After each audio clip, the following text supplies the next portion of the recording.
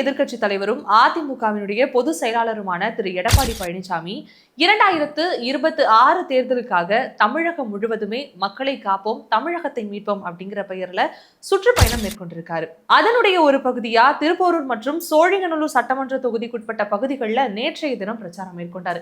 அப்போ பேசின அவரு தமிழகத்துல தீய சக்தியான திமுகவை அடியோடு ஒழிப்பதுதான் அதிமுகவினுடைய நோக்கம்னு பேசியிருக்காரு. திமுகவினுடைய ஆட்சி அகற்றப்பட இன்னும் 3 அமாவாசைகள் மட்டுமே இருக்குன்னு பேசின எடப்பாடி பழனிசாமி திமுக 2021 தேர்தலே கிட்டத்தட்ட 525 வாக்குகளை கொடுத்தாங்க.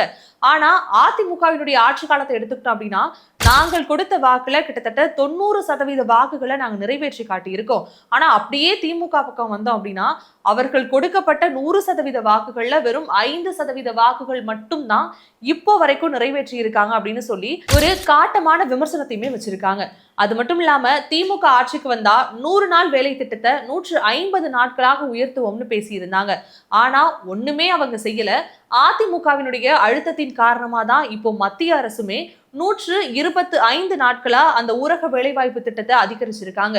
இதுவே அதிமுக 2026 தேர்தலில் வெற்றி பெற்று ஆட்சியை பிடித்தோம் அப்படின்னா அந்த 125 நாட்களையுமே 150 நாட்களா மக்களுக்கு கண்டிப்பா மாத்தி கொடுப்போம் அப்படிங்கிற ஒரு வாக்குறுதியுமே எடப்பாடி பழனிசாமி அவர்கள் இந்த இடத்துல குறிப்பிட்டு பேசியிருக்காரு. கொரோனா காலகட்டத்துல கூட ஒரு சிறப்பான ஆட்சியை எப்படி நடத்தி காட்டணும் அப்படிங்கிறதுக்கு அதிமுகவினுடைய ஆட்சி ஒரு சான்றாதான் இருந்துச்சுன்னு சொல்லியிருக்காரு. தொடர்ந்து பேசின அவரு நாட்டிலேயே கடன் வாங்கியதுல தற்பொழுது தமிழகம் தான் முதலிடத்துல இருக்கு.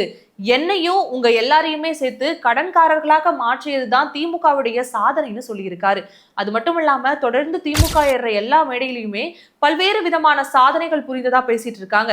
திமுக செய்த சாதனைகள் என்ன அப்படிங்கறத அலசி பார்த்தோம் அப்படின்னா அவருடைய ஆகச்சிறந்த ஒரு சாதனையே கடன் வாங்குவது மற்றும் கொள்ளையடிப்பது மட்டும்தான். இந்த திமுகவினுடைய ஆட்சி காலத்திலேயே கிட்டத்தட்ட 5,16,000 கோடி ரூபாய் கடனை மட்டுமே வாங்கி இருக்காங்கன்னு சொல்லியிருக்காரு. அதிமுகவினுடைய ஆட்சி காலத்துல தமிழகத்துல சட்ட ஒழுங்கு சிறப்பா இருந்ததாகவும் அதனாலதான் மாமல்லபுரத்திற்கு வருகை தந்த சீன பிரதமர் மோடி அவர்களையுமே சந்தித்து ஒரு ஆலோசனையிலுமே ஈடுபட்டாங்க.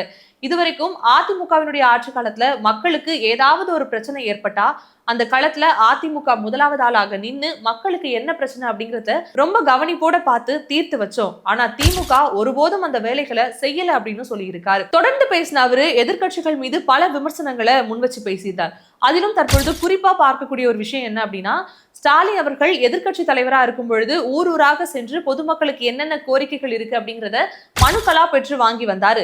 ஆட்சி அமைத்த பிறகு அவர் அதை செய்யல. அது ஒரு புறம் இருந்தாலுமே இப்போ அவருக்கு கொடுக்கக்கூடிய எல்லா மனுக்களுமே இந்த டீ கடையில எல்லாம் போண்டா மடிச்சு கொடுப்பாங்க இல்லையா, அதற்காக மட்டும்தான் பயன்படுகிறதே தவிர ஸ்டாலின் ஆட்சிக்கு கீழே இருக்கக்கூடிய எந்த ஒரு அதிகாரிகளும் அந்த மனுக்களை பிரித்து கூட பாக்குறது கிடையாது அப்படிங்கிற ஒரு காட்டமான விமர்சனத்தையுமே முன் வச்சு பேசியிருக்காரு. 2026 தேர்தல் களம் இப்பவே சூடுபிடிக்க தொடங்கி இருக்கும் நிலையில இன்னும் தேர்தல் நாள் நெருங்க நெருங்க ஒரு கலேபரம் நிறைந்த ஒரு களமாகவே மாறும் அப்படிங்கிற மாதிரி தான் எதிர்பார்க்கப்படுது.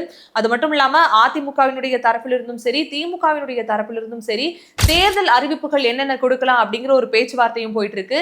இது ஒரு புறம் இருந்தாலும் இன்னும் பல கட்சிகளும் இன்னும் ஒரு சில கட்சிகளும் கூட்டணி யாரோட அப்படிங்கிற ஒரு அறிவிப்புகளை இப்போ வரைக்கும் கொடுக்காமலே இருந்துட்டு இருக்காங்க. நாட்கள் நெருங்க நெருங்க அரசியல் களம் ஒரு சுவாரஸ்யம் நிறைந்த ஒரு களமாகவே மாறிட்டு இருக்கு. இன்னும் தேர்தல் நெருங்க நெருங்க தேர்தல் களமும் சரி அரசியல் கட்சிகளும் சரி என்ன விதமான சவால்களை எதிர்கொள்ள போறாங்க அப்படிங்கிறத பொறுத்திருந்து பார்க்கலாம்.